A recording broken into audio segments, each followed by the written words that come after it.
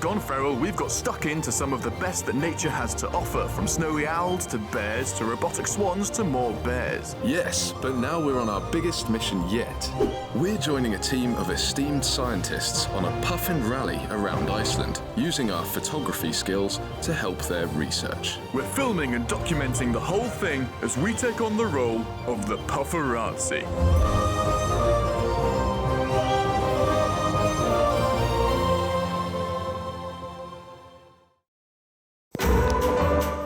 Day 10 started with Harry's most favoritist thing, a fast boat.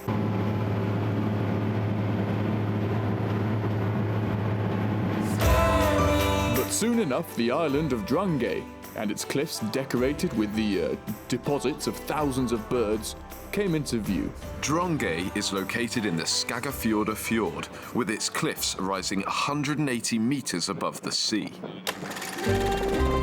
According to Icelandic sagas, a mixture of history and folklore, Drangey was also the last refuge of this handsome fella, outlaw Grettir the Strong. Grettir became the longest surviving outlaw in Icelandic history. The cliffs of Drangey meant he was only accessible by ladder, which he could withdraw if enemies approached. Grettir the Strong is said to have died about 1,000 years ago, though, and now it was the turn of Harry the Broken and Ed the Poorly. How's your knee? It's not great. We've got a steep climb. How are you? How are you feeling? Brilliant. Really, really good. Or, you know what I want to do right now? Climb a really, really big cliff, yeah. Remember, we'll look back on this footage fondly, so let's give it as much as we can. Oh my goodness, these kittiwakes. Look at all these nests.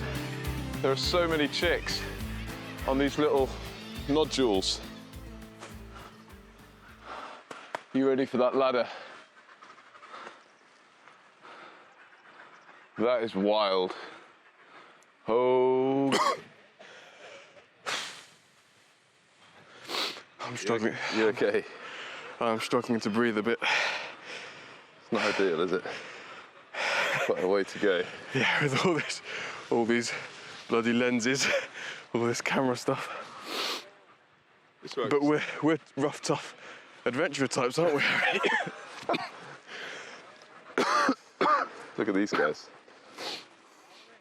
Got some food carriers there.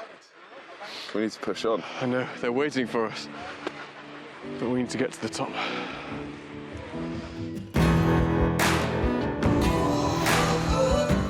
In the end, the hike was absolutely worth it. Around 300,000 puffins call this place home.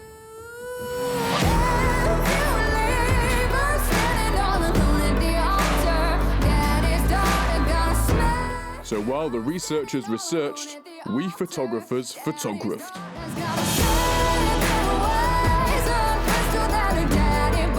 The dangers of these cliffs, though, are all too real, as Erpa knows better than anyone.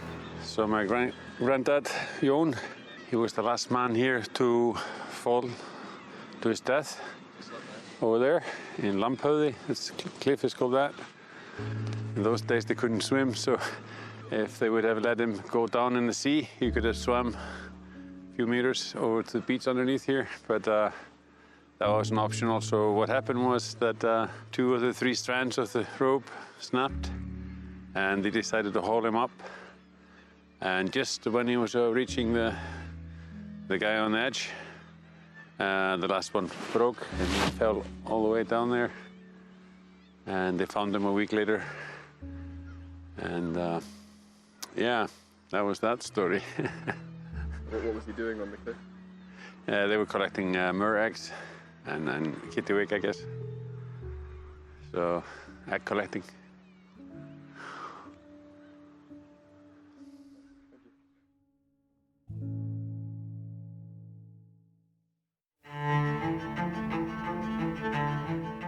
Egg collecting still happens in Iceland, although now it's tightly regulated. Another practice still prevalent and that we bore witness to is puffin hunting. The traditional technique of fishing the birds right out of the sky using big nets is imaginatively called sky fishing. The practice has been taking place for centuries and still carries cultural significance for some local communities. Now that ocean-dependent species like puffins are becoming ever more vulnerable to impacts of overfishing and warming seas, perhaps now's the time to rethink certain traditions.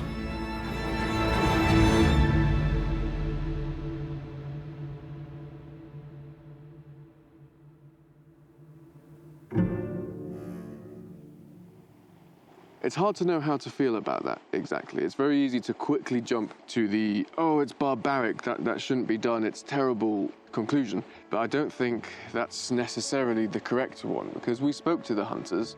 They quite openly just started talking about how they only do it once a year, and all the birds they catch, they keep in their freezer, and it feeds their family for that year. At least for them, the whole scenario is riddled with culture and tradition, so it's not black and white at all. And puffins are the most, or one of the most common birds in Iceland, so they're not an endangered species here or anything like that. And if they're only taking marginal numbers and it feeds them, then there's an argument that perhaps it's fine and it's not having a damaging impact on the ecosystem. But it's still hard to watch, especially after all this time where we spent every day with puffins getting to know them and watch their behavior. So to see them get caught and quite brutally dispatched, that wasn't nice.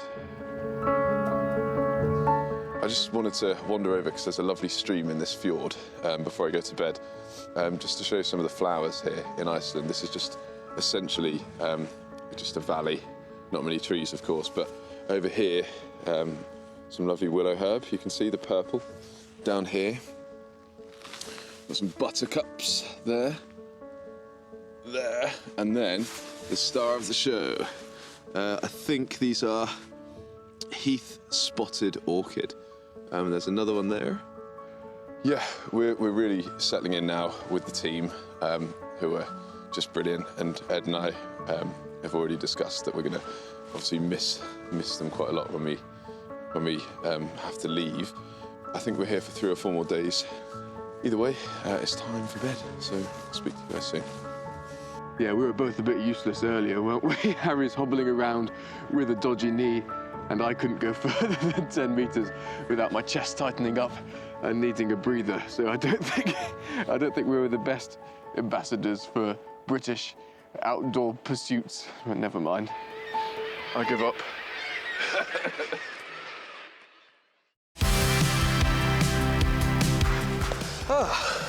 Another day, and guess what we're going on again? A boat? Another boat. Another boat. This was quite a small boat. Yeah, it's a small grey box. The small grey box was delivering us to Vigur, a relatively flat island in the West Fjords.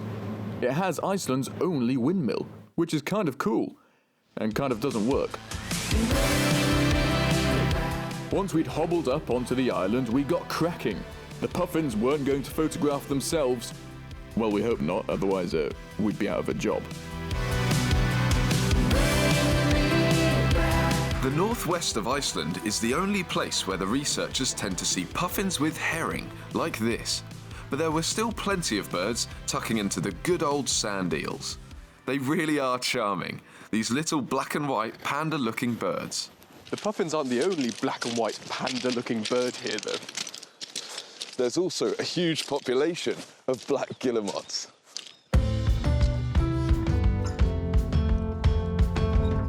These strange little creatures initially seemed to be darting about relentlessly in a blind panic. When they stopped for a minute, though, you could appreciate their punk aesthetic of jet black plumage, white wing patches, and ruby red feet. This particular black guillemot has accessorized its outfit with a butterfish. Very dapper indeed.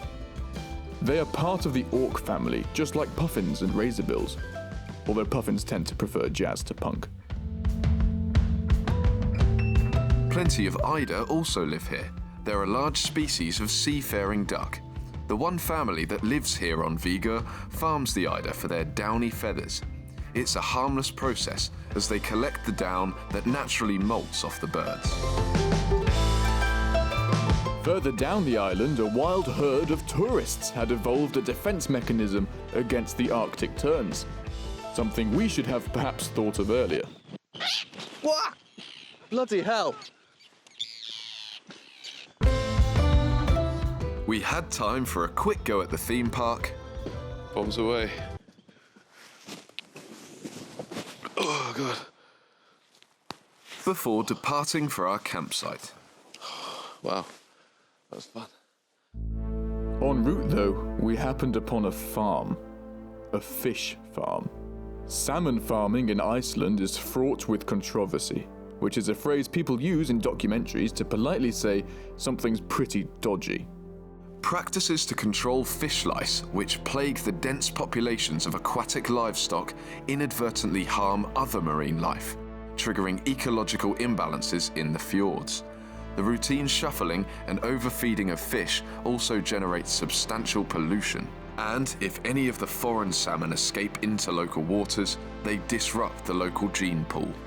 Economically, while the industry does have local impacts, most profits primarily benefit the farm's Norwegian owners.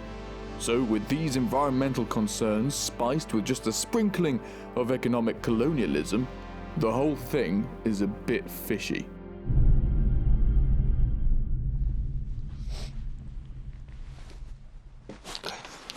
It's another joint diary cam.